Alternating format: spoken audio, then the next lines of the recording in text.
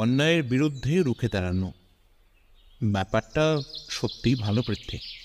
সিগারেটের ধোঁয়া জানলা দিয়ে বাইরে ছেড়ে বলে ওঠে সমক। আমি বলি, তাহলে আমার গল্পটা মন্দ নয় বলছো হে সমক? সমক একইভাবে বাইরের দিকে তাকিয়ে বলে, বিষয়টা ভালো, মানে এই নয় যে তোমার গল্পটাও ভালো হবে ভাই। তাহলে? সমক এবার সিগারেটটা টুস্কি মেরে বাইরে ফেলে আমার পাশে সোফাতে এসে বসে বলে, গল্পর মধ্যে তুমি বলতে চেয়েছো অন্যায়ের প্রতিবাদ মানে পোস্টার হাতে গলা ফাটানো, কিন্তু কিছু কিছু প্রতিবাদ নীরবে করা উচিত যে ভাইয়া। আমি অবাক হয়ে বলি, সমক, বিষয়টা একটু খুলে বললে ভালো হতো না? এবার সমক নিজের পা দুটো সামনে টি টেবিলে তুলে সোফায় হেলান দিয়ে ঘাড়ের কাছে হাত দুটো মুড়ে বলে, দেখো পৃথ্বী, প্রতিবাদ করতে গেলে জানতে হবে বিষয়ের মূল কারণটা কি। মানে ধরো অন্যায়ের সূত্রপাত কোথা থেকে এলো, আর সেখান থেকেই ব্যাপারটাকে নির্মূল করা। তার মানে তুমি বলতে চাইছো এখন কি হয়েছে না দেখে অতীতটা ঠিক করতে? না না, সেটা নয় পৃথ্বী। ধরো আজ তুমি এমন ভুরিভোজ করলে যে তোমার পেটটা বিগড়ে গেল। যদি মাত্রা মতন খাবার গ্রহণ করতে, তাহলে শরীরটা খারাপ হতো না। হ্যাঁ, সেটা তো ঠিকই, কিন্তু কিসের কিন্তু ভাই? তাহলে এখনটা ঠিক করা ছাড়া তো প্রতিবাদ করা ছাড়া, ধরো ওষুধ খাওয়া ছাড়া তো কোনো উপায় নেই। হ্যাঁ, সেটা ঠিক বলেছ, কিন্তু এতে তোমার ভবিষ্যৎ যে উন্নত হলো সেটা ভেবে দেখেছ কি? তাই প্রতিবাদ এমন হওয়া দরকার যেখানে বিষয়টা গোড়া থেকে আরোগ্য লাভ করে, বুঝলে হে? আমি তো বুঝলাম, কিন্তু বর্তমান সমাজ কতটা বুঝবে সেটা যখন ভাবতে বসেছি, ঠিক তখনই বাইরের কলিং বেলটা বেজে উঠল। বাংলা সাহিত্যের রহস্যময় আর রোমাঞ্চকর জগতে আপনাদের সকলকে স্বাগত জানাই। আজ শ্রী সোমনাথ ব্যানার্জির কলমে গোয়েন্দা সমক সিরিজের আরেকটি নতুন কাহিনী নিয়ে আপনাদের সামনে রহস্য রোমাঞ্চের টিম। আজকের কাহিনী চৌধুরী বাড়ির রহস্য। গল্পের শেষে আপনাদের কেমন লাগলো সেই মূল্যবান কমেন্টটা একেবারেই করতে ভুলবেন না বন্ধুরা। সঙ্গে থাকুন আর শুনতে থাকুন নতুন নতুন কাহিনী। শুনে ফেলুন আজকের কাহিনী শ্রী সোমনাথ ব্যানার্জির কলমে চৌধুরী বাড়ির রহস্য। আমি উঠতে যাচ্ছিলাম, সমক আমাকে বাধাতেই নিজেই গেল। সমক দরজা খুলতে দেখি এক ষাটোর্ধ্ব ভদ্রলোক দরজার সামনে দাঁড়িয়ে আছেন। তার পরনে পায়জামা পাঞ্জাবি, চোখে কালো ফ্রেমের চশমা, মাথার চুল বেশিরভাগই সাদা। সমককে দেখে ভদ্রলোক বললেন, নমস্কার, আমি নলিনী চৌধুরী। সমকবাবু আছেন নাকি? সমক তেনাকে নিজের পরিচয় দিয়ে ঘরের ভেতর ঢুকিয়ে আনে। তারপর আমার উল্টো দিকে চেয়ারে ভদ্রলোককে বসতে বলি সমক আমার পাশে এসে বসে। এবার সে বলে, মিস্টার চৌধুরী, এখানে আসার কারণটা যদি বলেন। ভদ্রলোক কেমন জানি নিজের ভাবনাগুলোকে সাজিয়ে নিলেন। তারপর বললেন, হ্যাঁ মিস্টার সেন, সব বলবো, কিন্তু তার আগে আমার বিষয়ে আপনার কিছু জানা প্রয়োজন। কিন্তু কিসের কিন্তু নলিনী বাবু? আসলে না বলে হঠাৎ চলে আসায়। না না, এসবকে নিয়ে একদমই কিছু ভাববেন না। মানুষকে সাহায্য করাই আমার কর্তব্য। ব্যাস, এবার বলুন তো। নলিনীবাবু কিছু বলার আগে আমার দিকে তাকালেন। আমি ওনার মতিগতি বুঝতে পেরে বলি, আপনি নির্দ্বিধায় বলতে পারেন নলিনীবাবু, আমি সমকের বাল্য বন্ধু এবং সহযোগীও বটে। বেশ ভালো। এরপর সমকের থেকে ফিরে নলিনীবাবু বলতে শুরু করেন, আসলে মিস্টার সেন, আমি একজন মিষ্টির দোকানে বিক্রেতা। বাপ ঠাকুরদার পুরনো ব্যবসা আমি সাফল্যের সাথে চালাই, কিন্তু বয়স বেড়ে যাওয়ার পর আমি আর দোকানটা বন্ধ করতে বাধ্য হই। এ মা, কেন? আপনার ছেলে? না না, ছেলে আমার আছে, কিন্তু সে নিজের ব্যবসাতেই সবসময় ব্যস্ত থাকে। আসলে ব্যাপারটা ছেলেকে নিয়ে নয়, কর্মচারীর অভাবে মিষ্টির দোকানে চালানো বড় মুশকিল হয়ে দাঁড়িয়েছিল। তাই বলতে পারেন এক প্রকার নিরুপায় হয়েই। এরপর কিছুক্ষণ চুপ থেকে ভদ্রলোক আবারও বলেন, আসলে ব্যবসাটা বন্ধ করেছি গত 12 বছর হলো। তখন আমার ছেলের বয়স 14। যদি কিছুটা বড় হতো তাহলে বাপ বেটায় মিলে তাও বা চেষ্টা চরিত্র করে বাঁচানো যেত ব্যবসাটা। তা আমি এবার বলি, তাহলে 12 বছরে আপনি কি করছিলেন? ভদ্রলোক আমার প্রশ্ন শুনে প্রথমটা হাসেন, তারপর বলেন, পৃথ্বীজিৎ বাবু, ছোটবেলা থেকেই আমার বাগান করার একটা শখ রয়েছে। গাছের প্রতি একটা অমোঘ টান আমার সবসময় কাজ করে বেড়ায়। তাই মিষ্টির দোকানের পাট তুলে আমি একটা নার্সারির ব্যবসা শুরু করি। খুব ভালোভাবে না চললেও মোটামুটি খাওয়া পড়ার অভাব আমার চলছে না। আর সব থেকে বড় জিনিস হলো মনের শান্তি।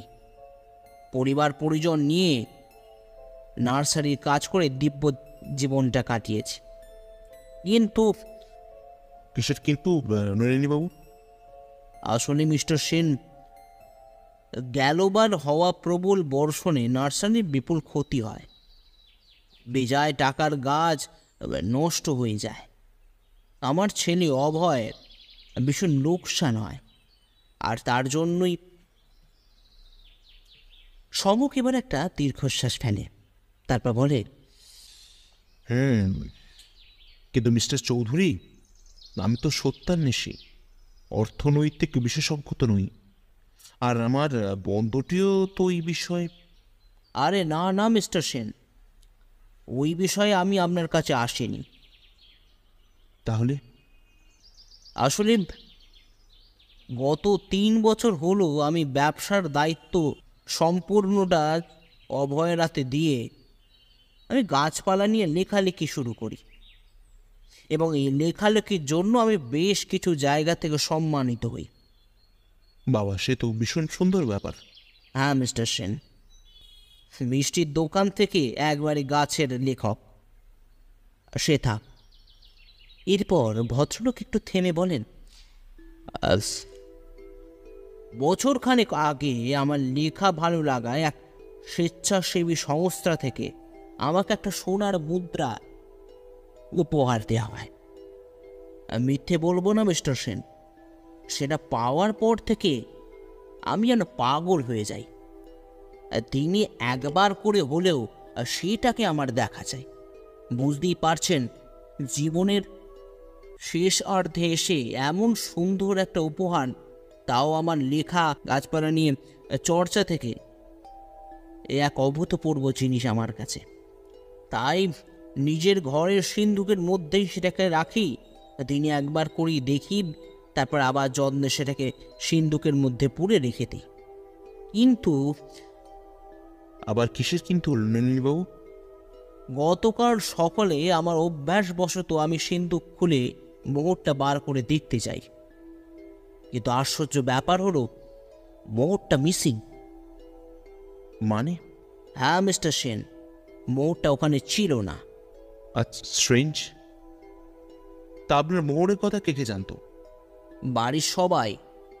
আর বাড়ির সবাই কেন, অনেক এমন গুণগ্রাহী আছে যারা আমার এই মোহরটা দেখার জন্য সময় নিয়ে আসেন, এবং আমি তাদের দেখাইও বটে। আপনার বাড়িতে কে কে আছেন?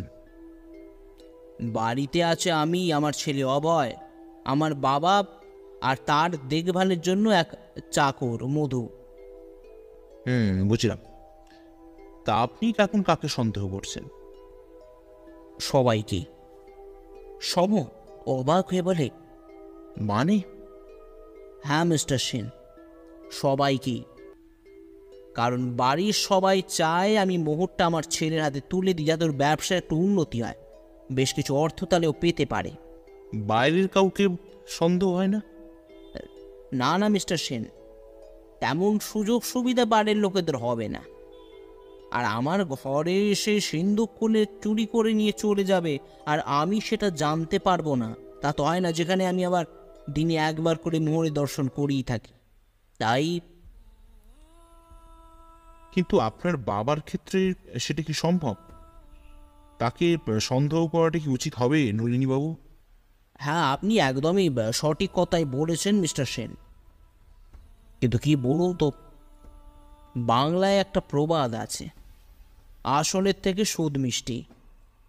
আমার ছেলে যখন 5 বছর বয়স তখন আমার স্ত্রী গত হন, এবং তারপর থেকেই আমার বাবা নিজের কোলে পিঠে করে আমার ছেলেটিকে মানুষ করেছেন। তা বলতে পারেন একাধারে আমার বাবাই হলেন আমার ছেলের কাছে মা। আর আপনার চাকর মধু? গত 4 মাস হলো সে আমাদের বাড়িতে এসেছে। কাজকর্মে তো ফাঁকি খুব একটা দেয় না, কিন্তু তার চাহনি কথাবার্তার মধ্যে একটা অসঙ্গত লক্ষণ আমি লক্ষ্য করেছি মিস্টার সেন। আমি এবার বলি, কিন্তু এইভাবে সবার ওপর সন্দেহ করাটা বোধ হয় আপনার ঠিক হচ্ছে না নন্দিনীবাবু।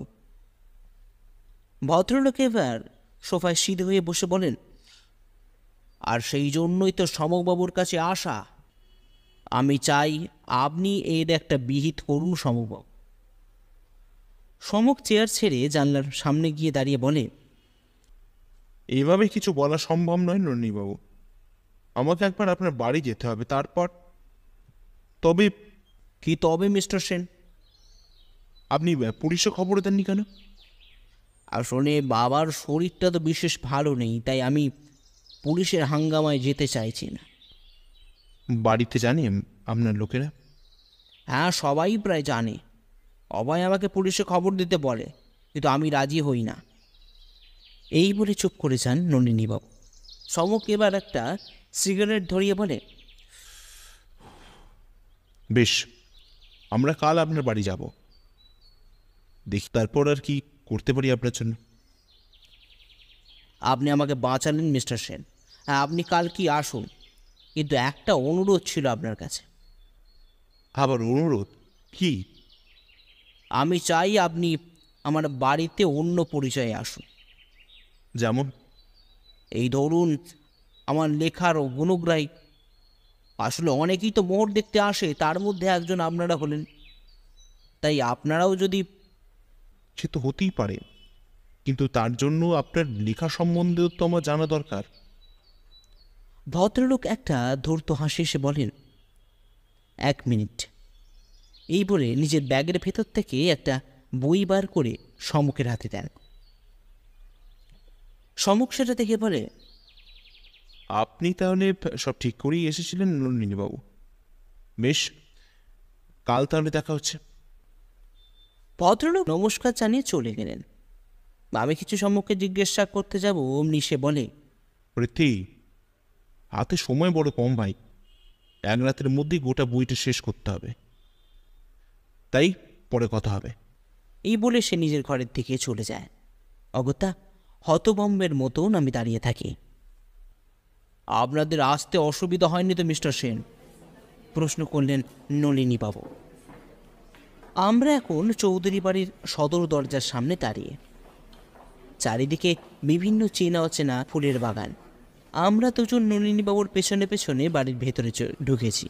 সমক বলে, নলিনীবাবু, আমি কিন্তু অজয় মাহাতো, আর পৃথ্বী হল আমার বাল্যবন্ধু অম্বরীশ।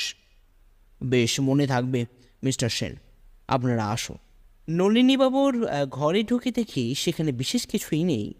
একটা খাট, তার পাশেই একটা সিন্ধুক, তার উল্টো দিকেই একটা প্রকাণ্ড জানলা, আর তার ঠিক সামনে একটা স্টাডি টেবিল। ঘরে ঢুকতেই নলিনীবাবু বলেন, এই যে মিস্টার সেন, এই সিন্ধুকই আমি মোটা রাখতাম। কাজে বসার আগে ওটা দেখে নিই, তবে কাজে আমি বসতাম।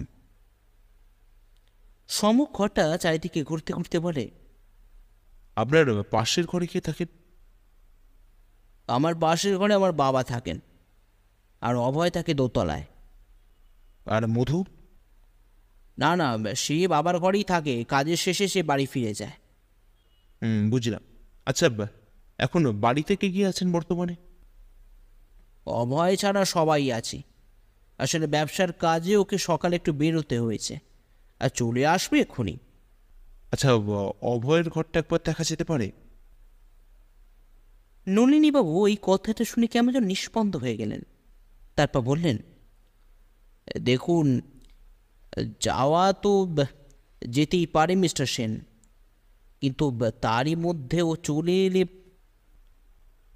ও সামনে একদম ভাববেন না রনিবাবু। ঘরের বাইরে পৃথ্বী নজর রাখ, পৃথ্বী দরজার বাইরে থেকে নজর রাখ। বেশ, তাহলে চলুন। সিঁড়ি বেয়ে আমরা দোতলায় উঠে দেখি সেখানে দুটো ঘর। নলিনীবাবুকে জিজ্ঞাসা করে জানতে পারি একটা দক্ষিণ দিকের ঘরটি হলো অভয়ের, আর অন্যটায় কেউ থাকে না।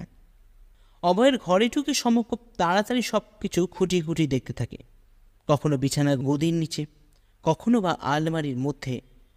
কিন্তু আমি সমকের মুখে থেকেই ভালোই বুঝতে পারছি সে নিষ্ফল। অবশেষে খোঁজাখুঁজির পর সে বলে, নলিনীবাবু, আপনার ছেলের ঘরে তেমন কোনো জিনিসই আমি পেলাম না। মনে হয় জিনিসটা এখানে নেই। তাহলে মিস্টার সেন? এখন নিচে চলুন, বলা তো যায় না অভয়বাবু চলে এলেন। সিঁড়ি দিয়ে নামতে নামতেই আমাদের অভয়বাবুর সঙ্গে দেখা হয়ে যায়। নলিনীবাবু বলেন, ওনারা হলেন আমার লেখার ভক্ত অজয়বাবু এবং অম্বরীশবাবু। অভয় সমককে আপাত মস্তক ভালো করে দেখতে থাকে, তারপর বলে, ওপরে কি করতে গিয়েছিলেন আপনারা? সমক এক মুহূর্তে সময় নষ্ট না করে বলে, ছাদে বসে না আপনার বাবার গাছগুলো দেখতে গিয়েছিলাম। এটা শোনার পর অভয় কেমন যেন শান্ত হয়ে যায়। তারপর বলে, হ্যাঁ, তা তো আছে, তবে ওখানে বেশিরভাগ গাছই আমার তৈরি। এই বলে সে পাশ কাঠিয়ে ওপরে চলে যায়। নলিনীবাবু বলেন, আপনি কি করে জানলেন যে ছাদে গাছ আছে? সমক তার বিখ্যাত ধূর্ত হাসি এসে বলে, বলতে পারেন এটা একটা ছোট তুক। নিচে নামতে নামতে হঠাৎ নলিনীবাবুর বাবার গলা পাওয়া যায়। আমি বলি, কি ব্যাপার নলিনীবাবু, উনি কি রেগে আছেন নাকি? নলিনীবাবু হেসে বলেন, আরে না না, আসলে বয়স হয়েছে তো, তাই মেজাজটা সবসময় ঠিক থাকে না। সম্মুখ এবার বলে, আচ্ছা, আপনার বাবার সঙ্গে একবার দেখা করা যেতে পারে? হ্যাঁ অবশ্যই, আসুন না। আমরা কি নলিনীবাবুর বাবার ঘরে ঢুকতে দেখি এক বছর ৮০ থেকে ৮৫ বছরের ভদ্রলোক চেয়ারে বসে আছেন, আর মধু তাকে খাওয়ানোর চেষ্টা করছে। আমাদের দেখতে পেয়ে ভদ্রলোক বলেন, তোমরা তোমরা কে? সমক হেসে এগিয়ে গিয়ে একটা প্রণাম করে বলে, আগে আমি হলাম অজয় মাহাতো, আর উনি হলেন আমার বাল্যবন্ধু অম্বরীশ। আমরা নলিনীবাবুর লেখার গুণগ্রাহী। ভদ্রলোক কেমন জানি সমকের কথা শুনে শান্ত হলেন।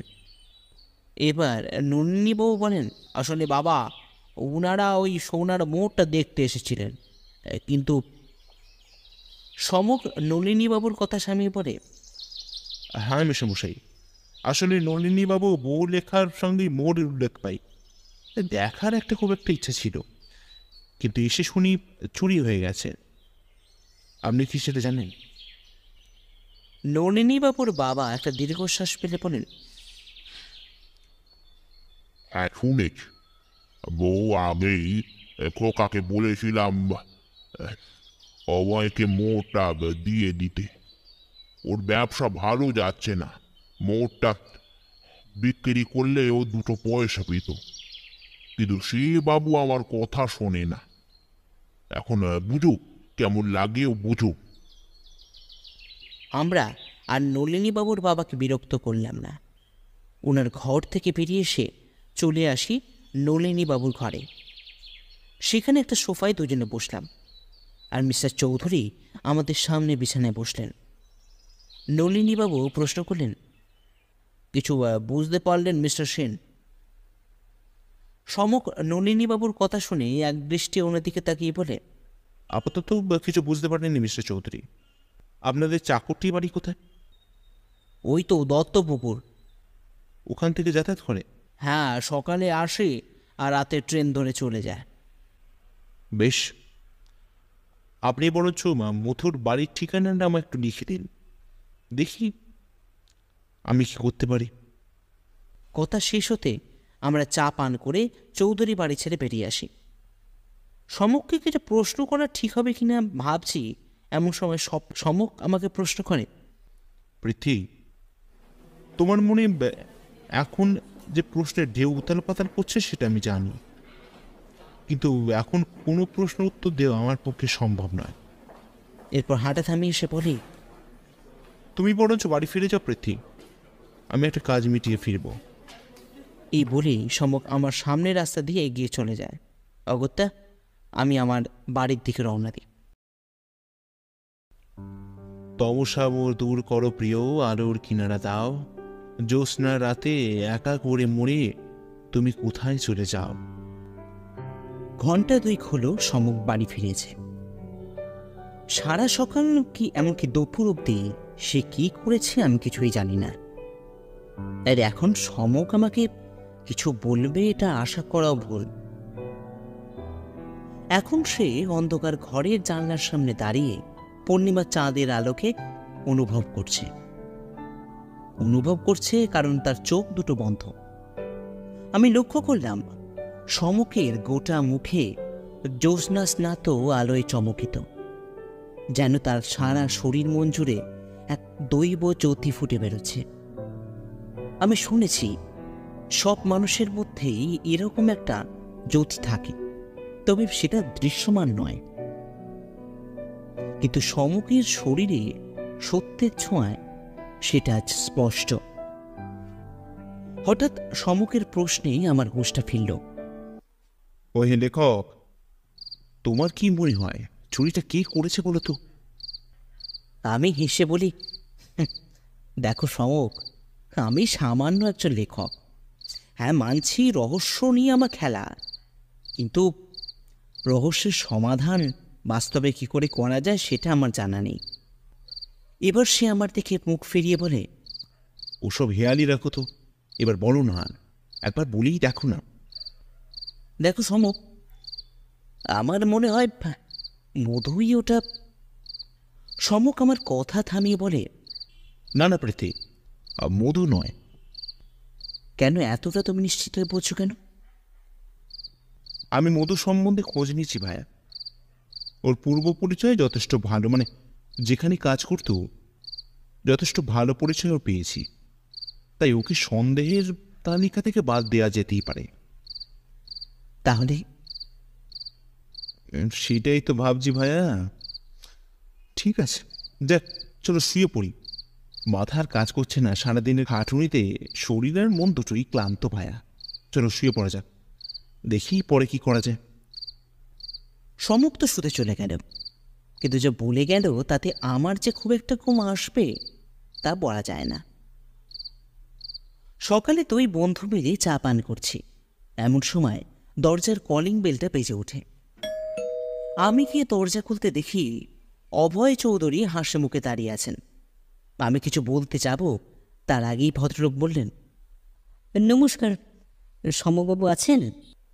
আমি তাকে ঘরে সমকের কাছে নিয়ে আসতে সমক প্রথমটা আমার মতনই চমকে যায়, পরে বলে, তাহলে অধমের খোঁজ পেয়েই গেলেন, কি বলেন অভয়বাবু? অভয়বাবু হাসি মুখে বললেন, হে মা, এইসব কি বলছেন মিস্টার সেন? আসলে কাল আপনাদের প্রথমে চিনতে না পারলেও পরে সংবাদপত্রেই আপনাদের মুখটা মনে পড়ে যায়। এরপর আমার দিকে ফিরে ভদ্রলোক বলেন, আর পৃথ্বীজিৎ বাবু, আমি কিন্তু আপনার লেখার বড় ভক্ত। রহস্য রোমাঞ্চ কাহিনী পড়তে আমি ভীষণ ভালোবাসি, আর সেটা যদি আপনার লেখা হয় তাহলে কথাই হয় না। তাই আপনাদের চিনতে প্রথমটা অসুবিধা হলেও এখন নির্দ্বিধাই বলতে পারি, হ্যাঁ, আমি আপনাদের চিনেছি। তাহলে এখানে আসার কারণ কি অভয়বাবু? অভয় কিছুক্ষণ চুপ করে থাকে, তারপর বলে, দেখুন, আমি জানি যে বাবা আপনাদের চুরি যাওয়া মোহরের খোঁজ করার জন্য বলেছেন, এবং এও জানি যে বাবা আমাকেও সন্দেহ তালিকায় রাখেন। কিন্তু কি বলুন তো, মানছি আমার ব্যবসা খুব একটা ভালো চলছে না, কিন্তু তার মানে এই নয় যে আমি বাবার পছন্দের জিনিসটা নিয়ে চুরি করে বিক্রি করে তার থেকে অর্থ উপার্জন করে আমার ব্যবসাটা দাঁড় করাবো। হ্যাঁ, মানছি যে রাগের মাথায় অনেক কিছু বলে ফেলেছি, কিন্তু বিশ্বাস করুন ও জিনিস আমি চুরি করি না। বাবা বহু কষ্ট করে ওটা উপার্জন করেছেন। এই বলে থামলো অভয়। আমি এবার বলি, কিন্তু তাহলে চোর কে সমক? সমক এবার নিজের হাত দুটো জড়ো করে বলে, পৃথ্বী, সময় কখন থমকে যায় জানো?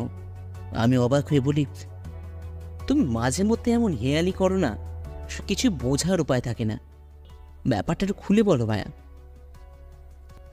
সমক এবার আমার দিকে তাকিয়ে বলে, আচ্ছা, আমার নতুন কেনা পাঞ্জাবিটা আলমারিতে রাখা আছে না? আমি অবাক হয়ে বলি, তার মানে ক্লাইম্যাক্স?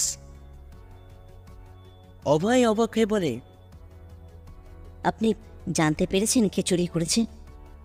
দেখো অভয়, সমক নতুন পাঞ্জাবি তখনই পরে যখন যবনিকা পতন হয়। কিন্তু চোর কে সমকবাবু? সমক নিজের ঘরের দিকে যেতে গিয়ে পেছন ফিরে হেসে বলে, ক্রমশ প্রকাশ্য।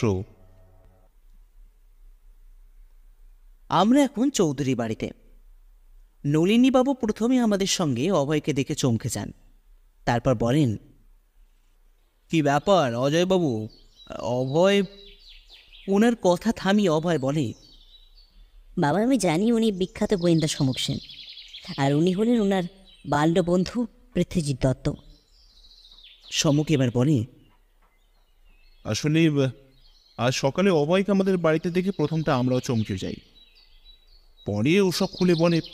আর হ্যাঁ নলিনী বাবু, অভয় কিন্তু চুরিটা করেনি। তাহলে কি করেছে মিস্টার সেন? মধু? না না, একেবারেই নয়। মধু কিন্তু অত্যন্ত সৎ এবং তার কাজে নিপুণ। তার কাজের বিষয়ে তার যথেষ্ট নাম ডাক আছে, তাই তাকেও বাদ দিতে হয়। তাহলে কি মিস্টার সেন? সবাই তো ছাড় পেয়ে যাচ্ছে, আর বাকি রইলাম আমি। সমক তার বিখ্যাত হাসি হেসে বলে, আর একজন যে বাকি রয়ে গেল মিস্টার চৌধুরী। আরেকজন বাকি রয়ে গেল, কিন্তু কার কথা বলছেন আপনি? সমক কোনো প্রশ্নের উত্তর না দিয়ে সিধে নলিনীবাবুর বাবার ঘরে ঢুকে গেল।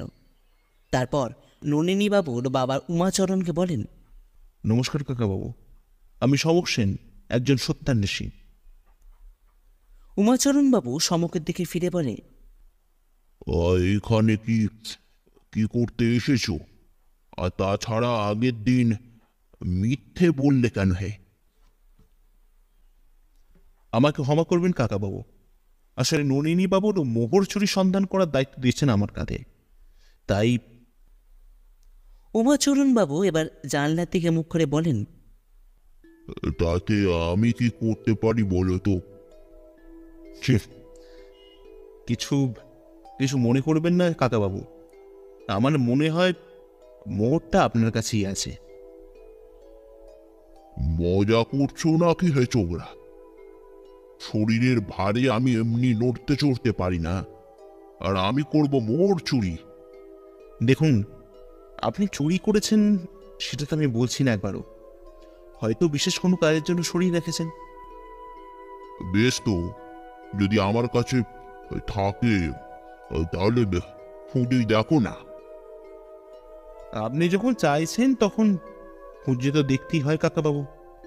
অতঃপর আমরা গোটা ঘরটা তন্ন তন্ন করে খুঁজতে থাকি, কিন্তু মজার এবং অবাক কাণ্ড হলো সমক একভাবে বিছানার উপর বসে থাকে। আমি এদিক ওদিক খুঁজে এসে সমককে বলি, কিছু তো পেলাম না হে সমক, তাহলে কি করবে ভাইয়া? সমক এবার হাসি মুখে উমাচরণবাবুকে বলে, আচ্ছা কাকাবাবু, একটা বাংলা প্রবাদ আছে জানেন তো? উমাচরণবাবু বেশ দৃঢ় কণ্ঠে বলেন। কি? সমক এবার তার ঘরের দক্ষিণ দিকে থাকা ঘড়িটার দিকে তাকায়, সেদিকে এগিয়ে গিয়ে বলে, বন্ধ করি বাড়িতে রাখতে নেই কাকাবাবু। তারপর নলিনী বাবুর দিকে ফিরে বলে, আচ্ছা মিস্টার চৌধুরী, এই ঘড়িটা কবে থেকে বন্ধ? নলিনী বাবু একটু ভেবে বলেন, তা দিন দুয়েক তো হবেই মিস্টার সেন। বেশ, অভয়বাবু ঘড়িটা খুলে দেখো তো, চালাতে পারো কিনা। অভয় ঘড়িটার সামনের অংশটা ধরে টান দিতেই একটা সোনার মোহর বেজেতে পড়ে যায়। অভয় সেটা তুলে নিয়ে বলে, পেয়েছি পেয়েছি মিস্টার সেন। আমি লক্ষ্য করলাম উমাচরণ বাবুর মুখটা কেমন যেন মেঘে ঢাকা পড়ে গেল। আমরা এখন বসে আছি উমাচরণ বাবুর ঘরের মধ্যে, একটা সোফায় আমি আর সমক ভাগাভাগি করে। তার উল্টো দিকেই বিছানায় উমাচরণ বাবু, আর তার ঠিক পাশে অভয়। খাটের পাশে দাঁড়িয়ে আছে মধু, এবং আমাদের উল্টো দিকের চেয়ারে বসে আছেন নলিনীবাবু। সবাইকার মুখে একটাও কথা নেই। সমক এবার বলে, নলিনীবাবু, আমি আশা করব আপনি কাকাবাবুকে ভুল বুঝবেন না। কিন্তু বাবা, আসলে উনি চেয়েছিলেন অভয় তার ব্যবসাটা গুছিয়ে নিক, সেই মতন আপনার অগোচরে উনি মোড়টা লুকিয়ে ঘরের মধ্যে লুকিয়ে রাখেন। আপনার বাবা হয়তো ভেবেছিলেন যে ব্যাপারটা থিতু হয়ে গেলে মোড়টা অভয়ের হাতে তুলে দেবেন। আমি কেসটা ঢুকে পড়াই এবং কোনোভাবে আমার পরিচয় জানতে পেরে যাওয়ায় হয়তো উনি একটু পিছিয়ে যান। নলিনীবাবু তার বাবার দিকে ফিরে বলে, এটা কি করলে বলো তো বাবা? তুমি তো জানতে ওটা আমার বাবা প্রথম উপহার, প্রথম সম্মান। আমি কত যত্ন করতাম বলো তো ওটার। সমক বলে, দেখুন নলিনীবাবু, ওনাকে কিছু বলবেন না প্লিজ। আমার মনে হয় আপনার স্ত্রী মারা যাওয়ার পর থেকে যেভাবে উনি অভয়কে সন্তান মানুষ করেছেন, তাতে অভয়ের কষ্ট উনি কিছুতে মেনে নিতে পারছিলেন না। আপনাকে বলেও যখন কাজ হয়নি তখন উনি এই পথে নামতে বাধ্য হন। অভয় এবার বলে, কিন্তু আমি তো এটা চাইনি মিস্টার সেন। যতই হোক, ওটা বাবার খুবই প্রিয় একটা জিনিস। এই পরে চোখ মুছতে মুছতে ঘর থেকে বেরিয়ে গেল অভয়। সমক আর আমি নলিনীবাবুর অনুমতি নিয়ে যখন নলিনীবাবুর বাবার ঘর থেকে বেরিয়ে আসছি, ভদ্রলোক নিজের মনে মনে বলছেন, প্রতিবাদ। ওনাদের বাড়ি থেকে বেরিয়ে আমরা যখন ফাঁকা গলি ধরে হেঁটে চলেছি, তখন আমি সমককে জিজ্ঞাসা করি, আচ্ছা সমক, প্রতিবাদটা কিসের? সমক হাঁটা থামিয়ে বলে, তোমাকে বলেছিলাম না, কিছু প্রতিবাদ নীরবে হয়, এটা সেটাই। তার মানে? নলিনীবাবুর বাবা তার ছেলের একগুঁয়েমির বিরুদ্ধে প্রতিবাদ করেছেন, তাই মোড়টা উনি চুরি করেন। হয়তো তার উদ্দেশ্য ঠিক ছিল, কিন্তু ঘটনা যেটা ঘটিয়েছেন সেটা একেবারেই ঠিক ছিল না। তাই চলো এবার বাড়ি যাই যাক, খুব খিদে পেয়েছে ভাইয়া। সমক এগিয়ে চলেছে গলির রাস্তা ধরে। আজকের ঘটনার সমাপ্তি যে খুব একটা ভালো ছিল না সেটা সমকের মুখের হাসি দেখলে বোঝা যায়। কিন্তু সেই যে সত্যান্বেষী, সত্য অনুসন্ধান করাই তার একমাত্র কাজ।